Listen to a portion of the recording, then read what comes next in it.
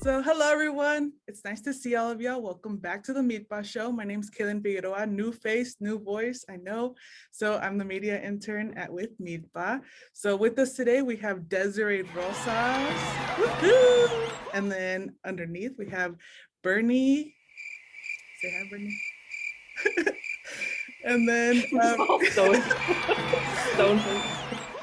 and today's special guest, we have Rosaura Figueroa Mendoza.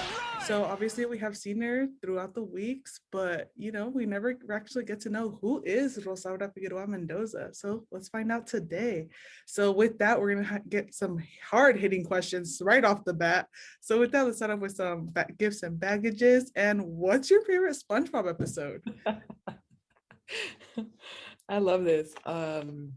So I would say for my baggage, yeah, I think I was talking to folks earlier and I was talking about how I went to Bakersfield and how it was just interesting confronting just like that, those toxic relatives, like that toxic tia that is older, that has always treated you a certain way, but you always kind of breathed it and lived it. So you think that it's normal, right? And then comes a point where you just have to kind of create distance and start creating like another, just kind of tapping into that other version of yourself that is no longer that 12-year-old kid that can just be bossed around or be told what to do. And so I think that in a way it was good because my cousin helped me realize, like, dude, just write a letter. This is your own internal work. You can't change her. You have to like write, you know, she encouraged me to write a letter, burn it, let it go. And the next time that I am in her vicinity, just being able to kind of show her those boundaries of, yeah, you can't talk to me like that. That's disrespectful, or that's not cool, or whatever it is, right? And so I would say I guess it was a baggage and I'm still processing it, but it's also a gift because now, you know, my family has this way of teaching me how to be in the world. And the next time I confront somebody that is just kind of throwing indirectas, como dicen en español, or just kind of just little things that just like, that doesn't matter. Like, why are you talking to me like that? Right now I know how to deal with it. And so just practicing boundaries, practicing voicing. And so I would say my gift is, I'm just excited to be here. I was looking forward to it, and it's sunny outside. I'm going to go visit my mom and my dad later. So that's going to be cool. But the SpongeBob episode, dude, I was hella like tripping out yesterday. I was actually looking through the episodes. But I would say my favorite episode is Chocolate with Nuts, when they freaking fancy living, here we come, la, la, la, la, la. So that's really cool. And then the guy's like, chocolate, he's all going crazy. So that's really, really cool. Like, I love SpongeBob. There's like so many great moments. We're always quoting SpongeBob. We're freaking SpongeBob fanatics. So it's just really cool to kind of see it in the culture. And just as a side note, my niece was editing a video because I interviewed her. She requested that I interview her, and she's like 9 years old. And so we did a little mini interview and she was editing and I was just helping her through the process. But it's still, we connect via SpongeBob, right? Because the 2000 years later, a few moments later, still like resonates, and she added it into her freaking little editing video. So it was really cool to witness that. But with that, I will pass it on over to Bernie. Yeah, gracias for sharing, Rosaura. I think for me, ahorita, no baggages. Right now, I'm just, I feel like I'm like two-tone, right? From wearing a hat out in the sun, I feel like this part's like lighter than this part, you know? So I'm kind of tripping out. I need to go outside and like just lay out and get burned a little bit, right? But I think just a blessing and a gift is, you know, we've seen a lot of community engagement, you know, throughout this last year, you know, this whole time. It's like coming out of the pandemic and the whole George Floyd civil unrest, right? Seeing a lot of people starting to get involved, and for me, that's it's really a blessing. You know, it's like it's a long time coming. And I just, my life revolves around, you know, social justice, right? Racial equity, you know, healing, culture, all those things, right? And I'm in a very good place in my life right now. I think I can say, you know, living my best life right now, right? Considering. So yeah, that's just my daughter graduated right from high school. So congratulations, Kayla. And that's one of my biggest blessings right now. But as for SpongeBob, I want to be real. Like, I watch it, but I just have a bad memory, and I don't know. It's just they're all funny, right? And it's not. I haven't watched any episodes in a while, so I'm gonna have to like excuse myself from that question, right? But I mean, it makes me laugh when you talk about it. So, so that's a blessing for me, right? But I'll pass it on to Desiree. Awesome. Thanks, y'all. So hello everybody. Desiree Rosas here. For myself, baggage, I feel like I don't got any baggage right now. I'm feeling good. I was also looking forward to doing this and sharing space with y'all today.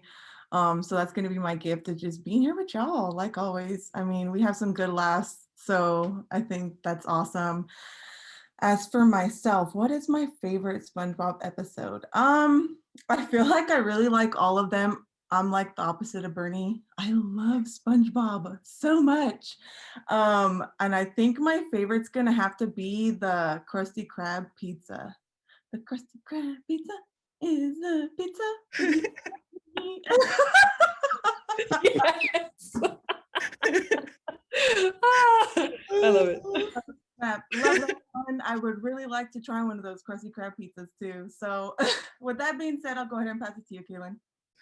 Thank you, Des. I could definitely relate to that. I feel like my whole personality is based on SpongeBob, and I like reference it all the time, especially with y'all. Baggage, honestly, I feel like whenever I just get together with y'all and just have conversation, it's like I forget about my baggages, and it's just kind of like, okay, cool. It's like a reset button.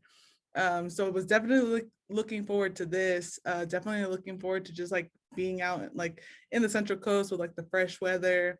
It's super chilly out here because obviously like I am from the Central Valley and it's so hot out there. And then my favorite SpongeBob episode, I feel like because of recently, it's because one, it's Pride Month, and two, with it being Father's Day around the corner, definitely gonna go with the SpongeBob and Patrick when they become parents and they're like with the little clam and they're like with the diapers everywhere. So I feel like that's definitely the mood that I'm feeling right now, and that's my favorite one. SpongeBob's a classic, definitely a classic. But with that, I'll go ahead and pass it over to Bernie to go ahead and get us started. Yeah, I'm gonna have to up my game on SpongeBob for sure. So again, just it's an honor and a pleasure to be in this space with y'all, especially to be having this conversation around our infamous Rosaura Figueroa Mendoza, right? And here's like the big question, and I think this is like the universal, like think outside of the universe type of question, right? So who is Rosaura Figueroa Mendoza? Tell us a bit about yourself, and I believe this is like one of those questions where you really got to dig in. So Rosaura, tell us. Yeah, muchas gracias a todos for just your questions, and shout out to Alejandra for requesting, right? I had such a great time with her episode, and she's studying for her bar exam right now, and so shout out to Alejandra and putting prayers down for you. And yeah, thank you to all of you for the team. It's awesome. Like whenever we get together, it's cool. It's like even if I'm tired, like in a bad mood, it's we're together, so it's cool. Pero I would say for myself, I'm a human being. I'm a daughter. I'm a sister. I am a goddaughter, a niece, right? And so I feel like the way that I see myself, it's always first and foremost, and has been in at least recent years, right? Going to therapy and focusing more on myself. It's like, first, I'm a human, right? I need to sleep. I need to drink water. I need to eat. I need to rest.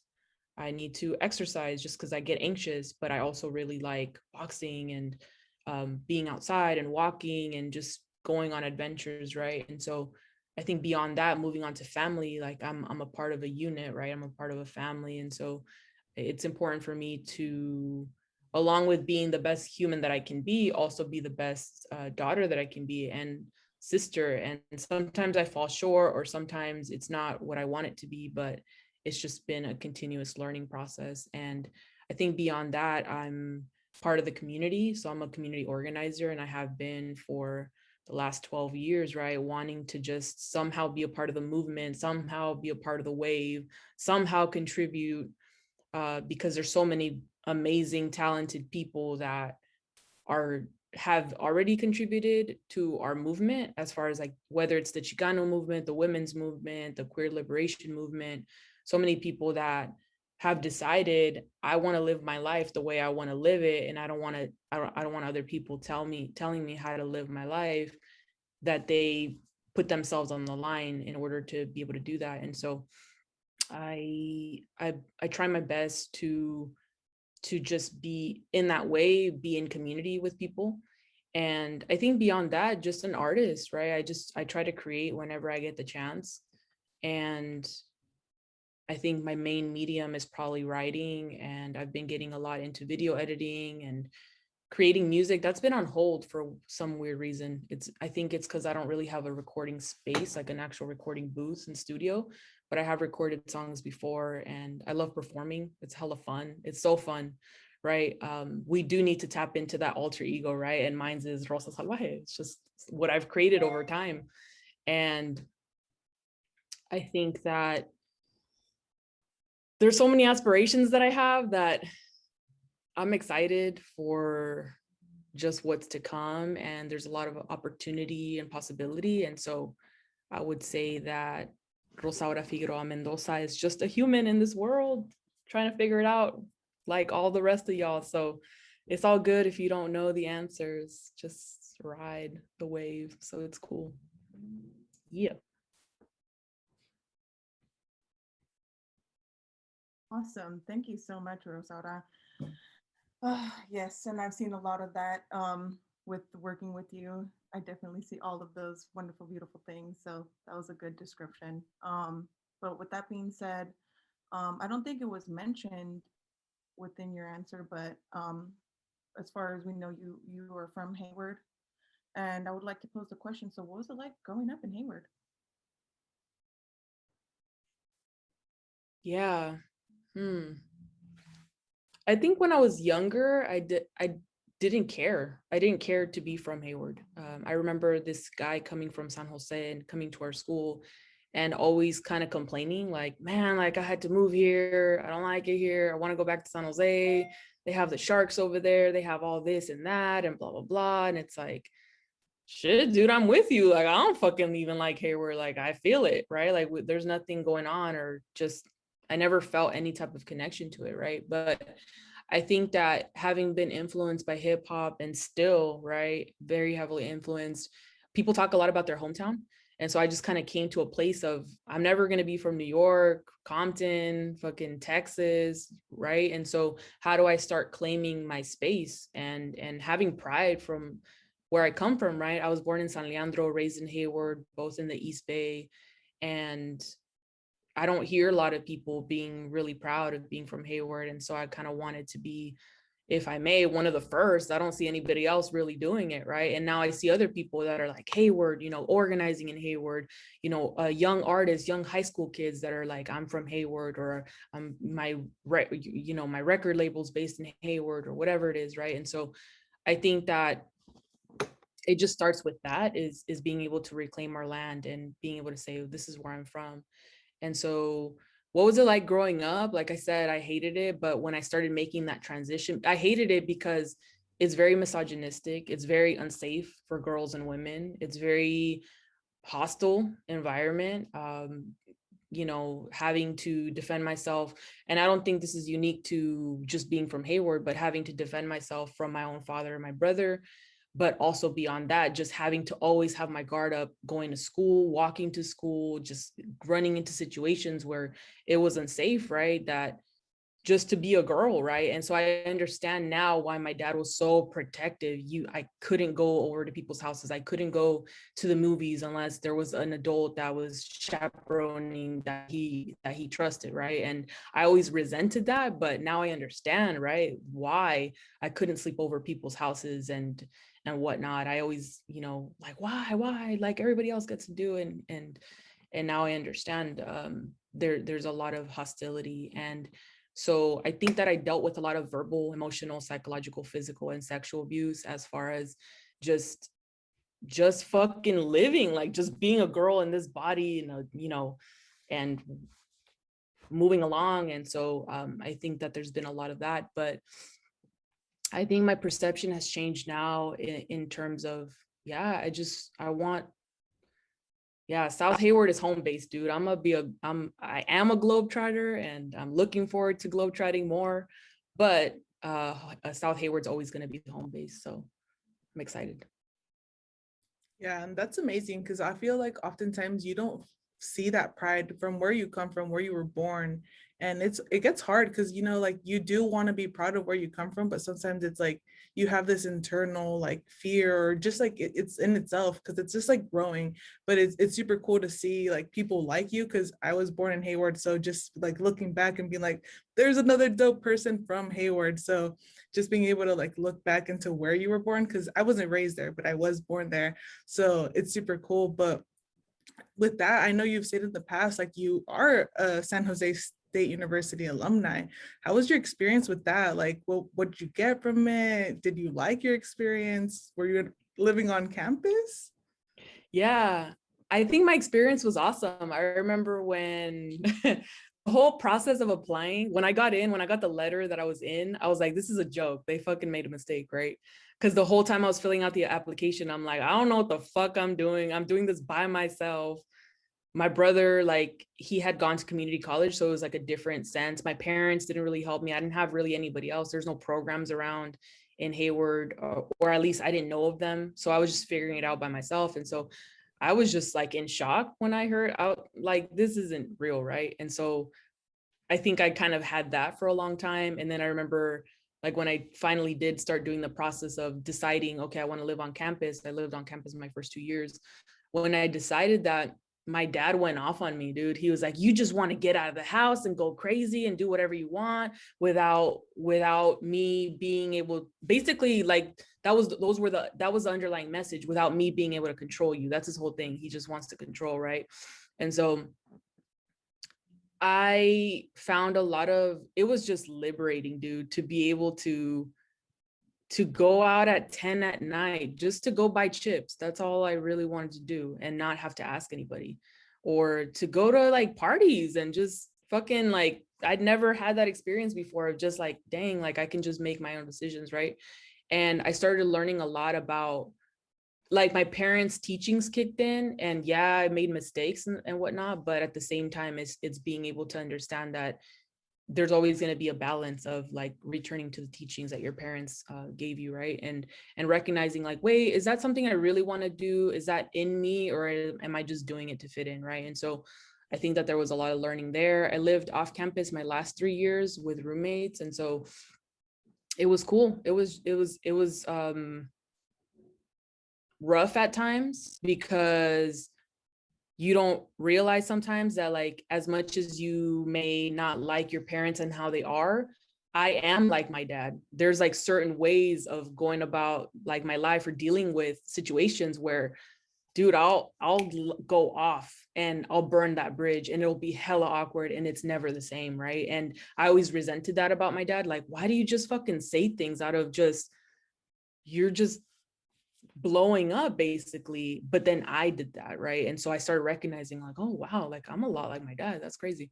But it was a good experience. I loved it. And I think in general, there's a lot of Mexican folks in San Jose, so I was just able to connect with Mexican folks in such a way where I think that was the first time where I remember being in a club meeting. It's for student, I hope they're still around. I think they're still around on campus, but Student Advocates for Higher Education. And it was my first time sitting in a room with like Mexican people.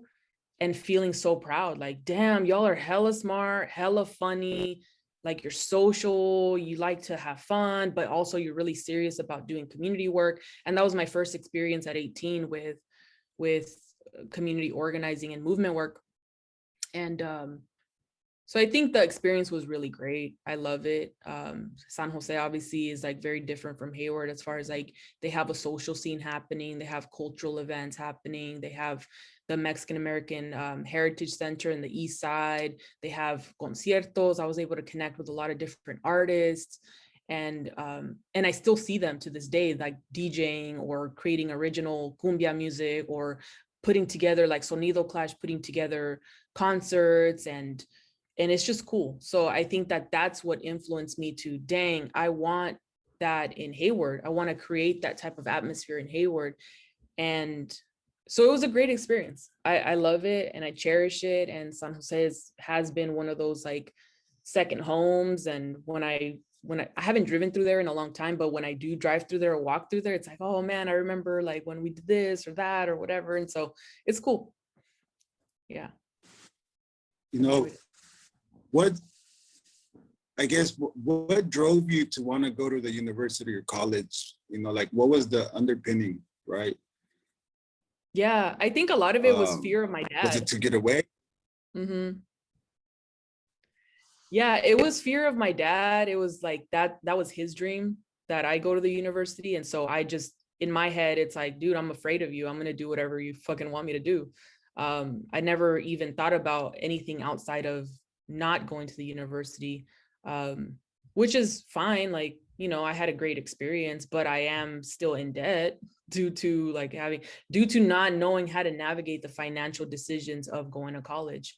And, you know, being able to do, como se dice, como like scholarships beforehand, or just being mindful of like how like if you are to take out a loan, then this is how you do it. But I think that my dad was a huge driving force behind why I decided to go to college. And there was just no space in my head of, I can't not go to college because I have to like, I have to get his approval. I still want his approval. I still haven't gotten it, but you know, it's one of those things where like my boxing coaches said, you know, by the time I got my dad's approval, I didn't need it anymore. I'm freaking 50, 60 years old and I've already done hella crap without it. So I don't need it. And so I feel like it's the same with my dad. And yeah.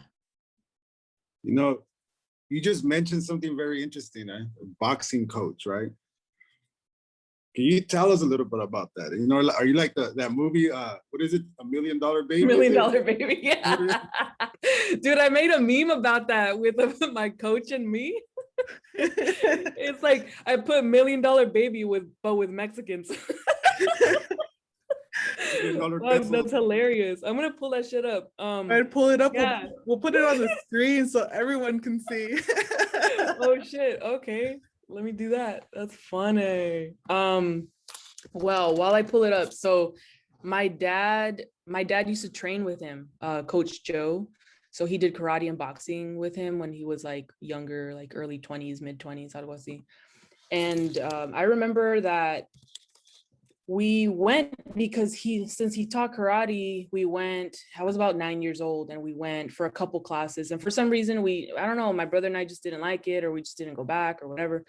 But we did that. And then when I was 20, for whatever reason, decided, I want to go back to boxing. So I went back to him, Coach Joe. But I only did it for like a month because then I was moving to San Jose. I think that's when I was starting my third year and we got an apartment. And so I started doing boxing in San Jose at San Jose Boxing and Fitness.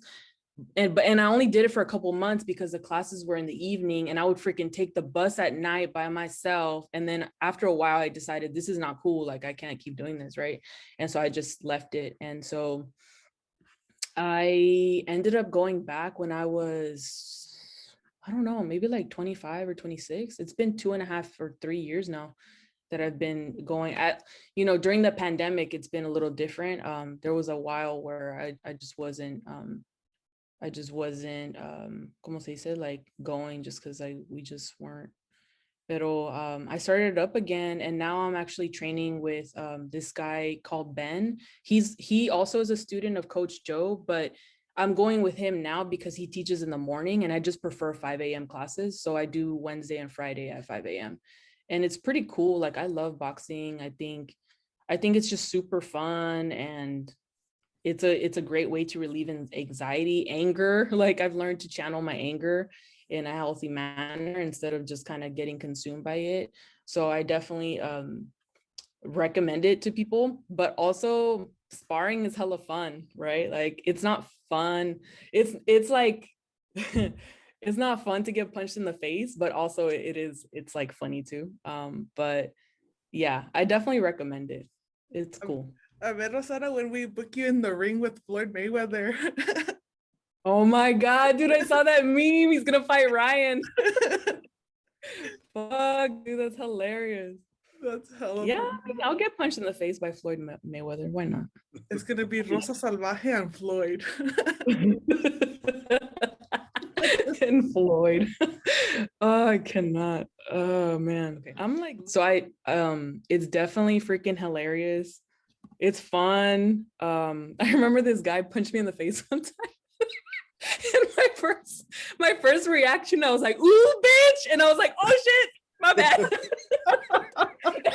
I felt bad because he was like a little he was like a little 16-year-old kid, but he was like taller than me because he just was like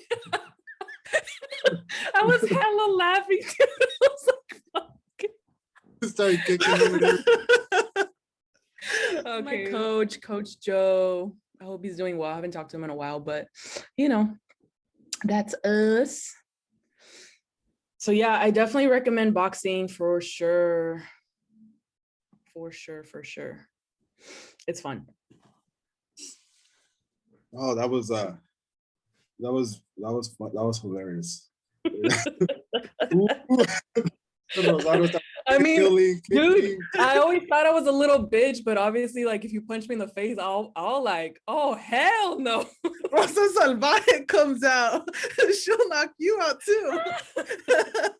Dude, like, thinking back, it's like fighting is just part of my life. I've been fighting with my brother. Like, that's unofficial free training, dude. Fighting with my older brother, like, informally, right? Just fucking for no reason. We would always fight. I was put in karate at age 9. You could technically call it like wrestling training with my brother because we were really into wrestling, and we would fucking fight all the time at the house. And then I started doing the boxing again when I was 20, and then I did capoeira when I was like 23 for like almost 4 years actually. And then I'm doing boxing again. So it's just like I've recognized that it's like there's like mixed martial arts going on. So it's cool. Like, that's always there, right? That's always like in the background, or it will be brought out when necessary. And self-defense is super important for girls and women. And yeah, fucking learn. If you can, learn. It's cool. Sweet. You know, I'll just say fighting's not good, everybody. You know, violence is not good, but defending, training, having fun, self-defense, you know, it's good for the soul. You know, you've mentioned, you know, you like to perform, you know, you like to the arts, music, right? HayStack Mujer Media, right, is a global media platform. Can you tell us about, you know, what is it? How did you create it? You know, what do you envision for HayStack Mujer Media? Yeah, so I was working as an admin assistant, and this was like 3 years ago. And I was 25. My dad had gone through a stroke, and it was the first time I realized in my life, like, oh shit, like he could die, I could die, we could all die, right? It sounds silly, but it's like somebody, like I had known other people that had died, but they were just like in Mexico, far away. I never really like connected with them. But yeah, that was a very real time for me. And I was an admin assistant, and I really had to ask myself, like, am I doing what I really want to do, or am I just for security purposes, or just kind of going along with the flow of somebody else, or like, what am I doing here, right? And so I realized that the only way I was going to be happy is if I built my own business. And I knew that I wanted to do so many different things, but I didn't know how to, like at the beginning, it's just really difficult because it's like, I was all over the place. Like, I want to do this, I want to do that. And I think one of the, I guess, mistakes that I made was that I was thinking too much about how do I make money? How do I just make money instead of just kind of building the foundation? So yeah, HayStack Mujer is a global media platform. It's a production company for art, business, and community. More than anything, I want to help facilitate the process of creating, whether it's writing, whether you have a skit idea, you want to do an ad for your product, you want to be able to like write a script, do like, I don't know, just shoot a music video. Like, I just want to have a studio in South Hayward where all of that is facilitated, right? Where we could just play and just like be kids, right? But also like do it for the purpose of uplifting financial freedom, especially for girls and women. The mission is to essentially be able to create a space where people are, again, able to create their, just bring their creation into light, create something out of nothing. But then also, you know, again, create art, build business, and activate community. So for anybody that may not know, HayStack is Hayward's nickname, as mujer, and mujer is woman in Spanish. And so again, HayStack Mujer Media is created by and for girls and women of Hayward. And so the vision is to end violence against girls and mujeres in South Hayward, because like I mentioned, it's a very rough terrain, and it's not just South Hayward, it's not just Hayward, it's a lot of different places all around the world where girls and women are treated with complete disrespect. Just people don't give a fuck, and they just treat us like servants. That's how we're raised to be, that our value is in cooking and cleaning and doing laundry and having your children and getting married and having the house and taking care of the house. But we never are seen, or not everybody's like that, right? But I think that's the dominating narrative of like, that's what women's roles are, right? But if we were to show a different side of ourselves of, actually, I can create, I can make money, I can, you know, just fucking get out of my fucking way and just let me do it, then I think there'll be more respect.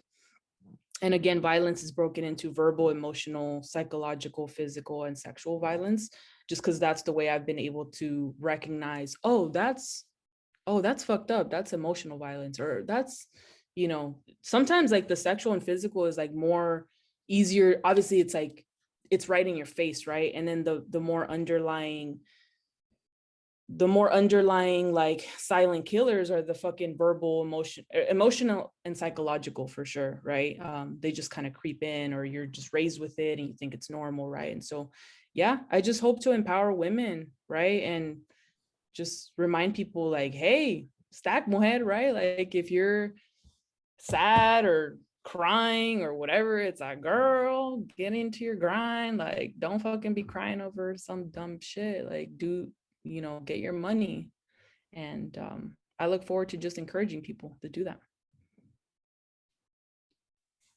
That's awesome. Thank you so much, Rosaura, for being that person for those people. And just being a badass. I mean, like starting your own company basically and just getting it, girl. So like, I love it. That's awesome.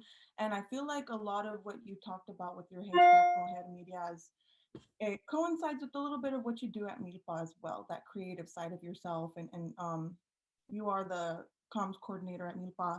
And I just wanted to pose the question. So how did you hear about MILPA? Like, what were your connections, or how was that connection made? Yeah, so I did the Engaged Latina Leadership Activist program in 2016, and I met Destiny Villa. She was a part of my cohort. And so I remember all of us sharing, you know, how do we hear about the internship or whatever? And I was hella amazed because I was freaking coming from Hayward, doing the whole thing. And when she shared, she's like, oh yeah, I work for MILPA. They're paying for me to come here. They're like paying for my gas, you know, paying for my time. And I'm like, what the hell? How's this girl doing this, right? And who's this organization? And so I'm always a nerd about, like, when I hear about a new organization, I want to know about where are they based? What do they do? Who are they? Right. And so I remember going to the website, and I think I might have just submitted like one of those emails, like contact us or whatever. And I submitted one of those, And then I got an email from Juan. And then from there, we ended up getting onto a phone call. And it was interesting because by that time, I had already started organizing the Hayward Collective in December of 2016. So that if that conversation happened like in mid 2016 or mid to late 2016, or maybe even early 2017, who knows? But by that time, we had already started organizing. And so my general question was just, we're trying to build in Hayward, like what advice can you offer? What's up, you know? And so I remember on that phone call distinctly, like something that he said was just infiltrators. And I was just kind of caught off guard, like infiltrators, what the fuck? Like, but it's real, right? It's very real. Like you have to be mindful of who you're building with, like that the people that you are building with, there's trust, there's conocimiento, there's a sense of, oh, you're from Hayward too, right? And even beyond that, just like you feel comfortable with people, right? And so I remember that. And then I think we just maintained communication, and he was going to have a flight out of Oakland. And so he came to one of our meetings for the Hayward Collective. And I remember during that meeting, he shared that it was really, really important that in the movement work that we have space and time for healing, for cultural healing. And one of the comadres within the Hayward Collective, Isenia Sepulveda, shout out to her, she was already, I think she still works for the National Compadres Network, and she was trained in being able to hold círculo.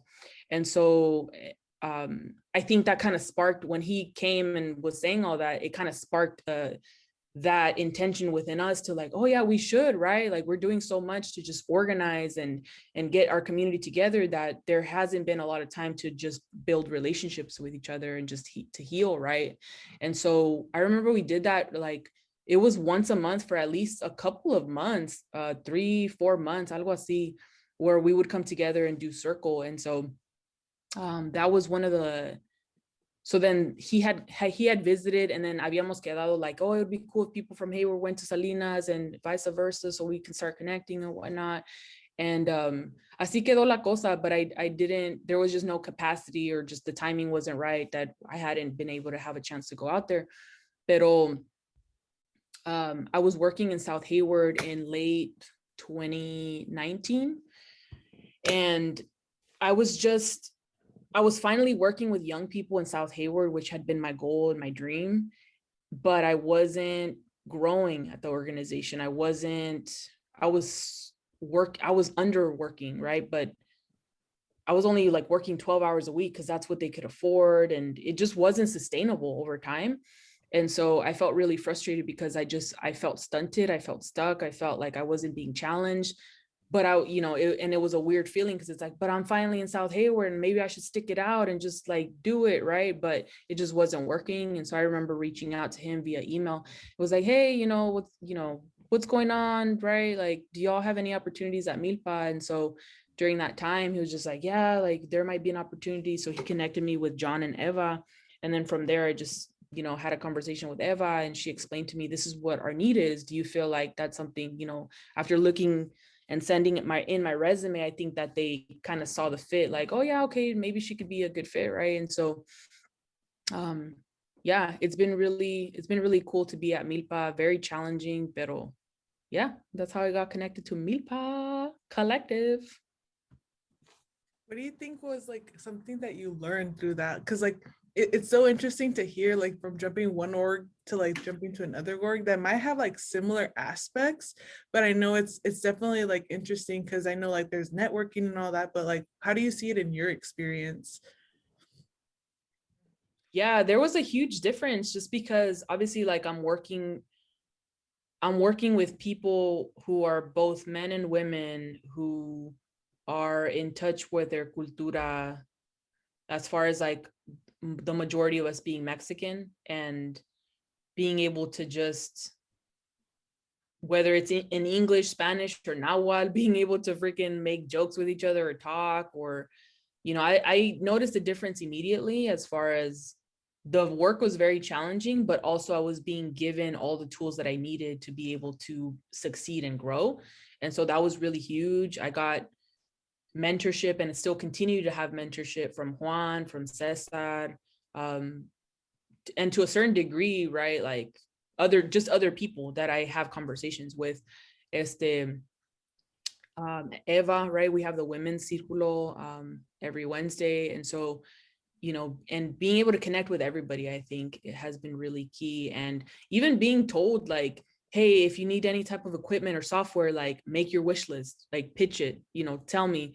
And it's like, damn, dude, like no one's ever told me that before, right? It was the first time that I had that experience. So it's been really cool. Like I noticed the difference immediately, like I said, and I was ready for it. I think that I was just kind of waiting for like the right opportunity. And I think in my mind, I wanted it to be in South Hayward, but that'll come, right? That'll come. And so, yeah, it's been cool.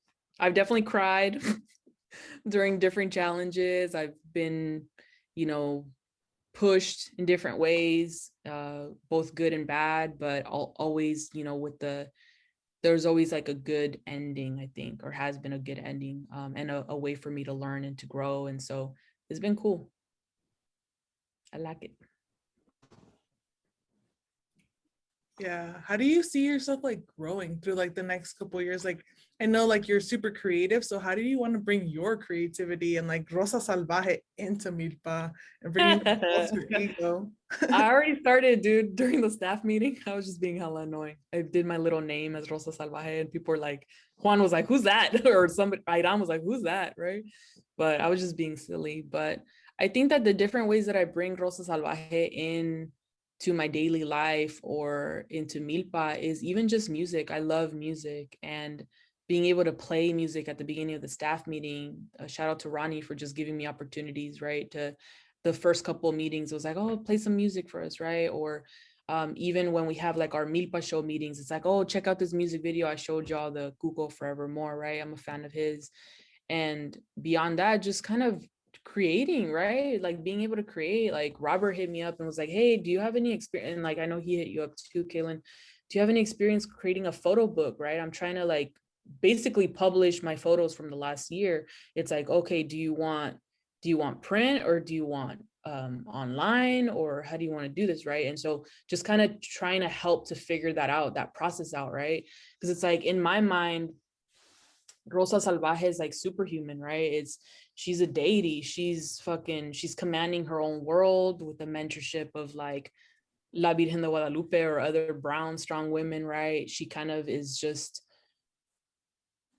you know, she used to be human, but she was reincarnated and is now just kind of living her best life and still facing challenges and whatnot in the world that she's managing, but at least trying to create a world where many worlds fit, which is a Zapatista philosophy of just organizing and seeing the world. And so I think that I'm trying to step into her more and more, especially when it comes to boundaries, when it comes to, like my therapist said, right? Like treat myself like an exclusive club. There's a wait list. You can't get in right now. I don't fucking want to talk to you. Like my tia that called me yesterday, I was just like, nah, I don't feel like it. And so just kind of having that energy of like, I don't have to deal with you if I don't want to. Kind of like a cat, like Frijol. Y'all have seen Frijol, I think. Frijol is just a little bitch, right? But in the best way. Like I love him. I love him so much. And cats in general are just like, if they don't want to fuck with you, like they won't. And so I think just tapping into that wild kind of fierce, rebellious energy. We definitely gotta make a little graphic for Rosa Salvaje and make like, we gotta bring her to life. And I feel like you definitely like bring her to life.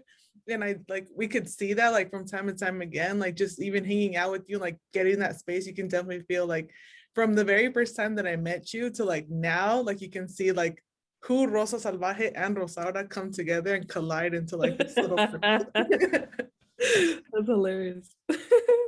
yeah. With that, like what do you do at MILPA? Like what's your work? What do you on your day-to-day? I don't do anything, dude. I just sit around. Oh fuck.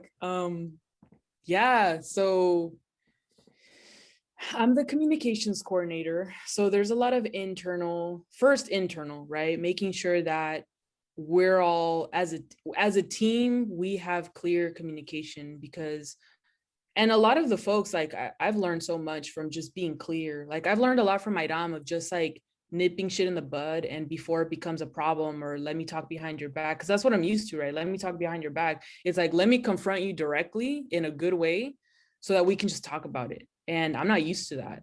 It sucks, but I haven't been used to that. So it's been cool to have that. So internal communication is really key, right?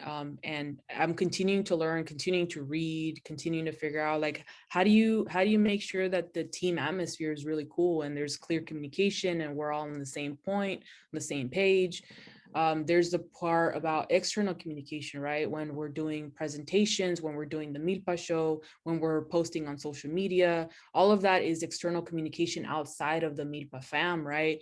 What are people, how are people seeing the MILPA fam?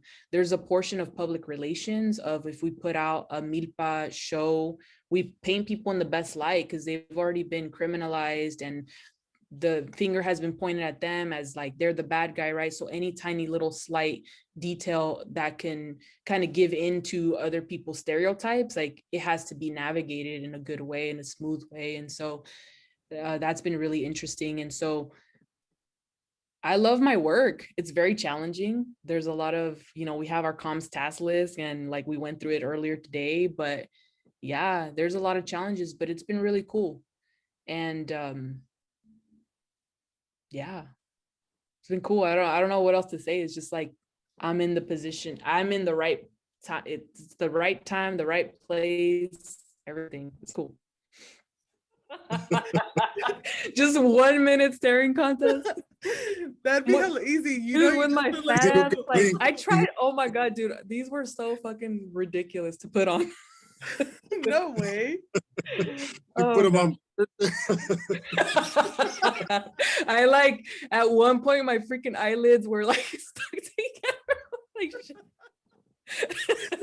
I had to ask my roommate for glue, dude, because the one I bought wasn't working. And I'm like, girl, can I borrow your fucking glue?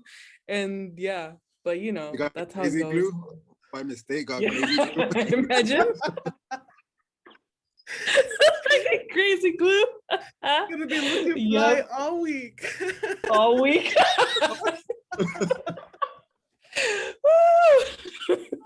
I cannot, dude. I think the last, actually, okay. Yeah, I don't wear lashes that often. So as you can tell, I'm freaking navigating this shit as I can. No, okay. It looks good. It looks good.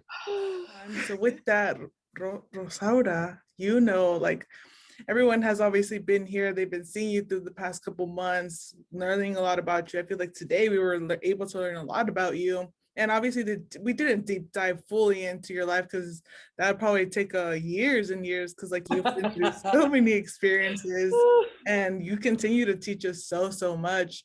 But what's one thing you would want the viewers, like they see you on a weekly basis, they hear from you, what would you want them to take away and something just to learn a little bit extra, just something, a little spice of Rosaura Salvaje. Well, this is for the babies, the young little babies, the youth, my little niece, KK, Gigi, and Nestor the Third, my nieces and my nephew. And the viewers that are their age, it's just being able to understand that you can do whatever you want to do. Even, it doesn't matter how old you are, you can start creating the life that you want now and you can manifest whatever you want to manifest. And I'm here as a witness to that, right? Like I've been in a tough situation where it's like, fuck, dude, I almost wanted to kill myself, or like I can't breathe, or I can't be here anymore, or whatever, homelessness and just dealing with all that shit. And to now of like, oh, okay, cool. Like everything's great, right? Like when we went to the Marina skate park, like 2 Fridays ago, or whenever that was, we were sharing during Círculo. I was like, dude, it took me 30 years, but finally I'm in a place where I'm calm. Things are cool. I have everything that I need. And that doesn't mean that life is easy because there's still challenges, but I'm fine. So for all the viewers, all the young babies, all the youth, you can do whatever it is that you want. You just got to find your mentors and hit us up, just hit us up on social media, hit us up on the website, figure out like be a stalker, find our emails, right? Like we'll answer you, right? We're here. So, and especially in this time of like, I think we now know that we don't have to physically of course, like nothing beats physical face-to-face, having a meal together, laughing, being in the same room, but we still can connect virtually in some form or another to just kind of help you out and just listen or be here. And so you don't have to be stuck in that place of, oh my God, I can't breathe and I can't be here anymore and I'm going to kill myself. You don't have to do that. So, because we're here. So it's cool. We got you. Heyo, that was amazing. But with that, everyone, like and subscribe. We are so thankful for y'all tuning in every single week. Remember to hit that like button, send it to a friend. And with that, thank you so much, Rosaura, Bernie, Des. See ya.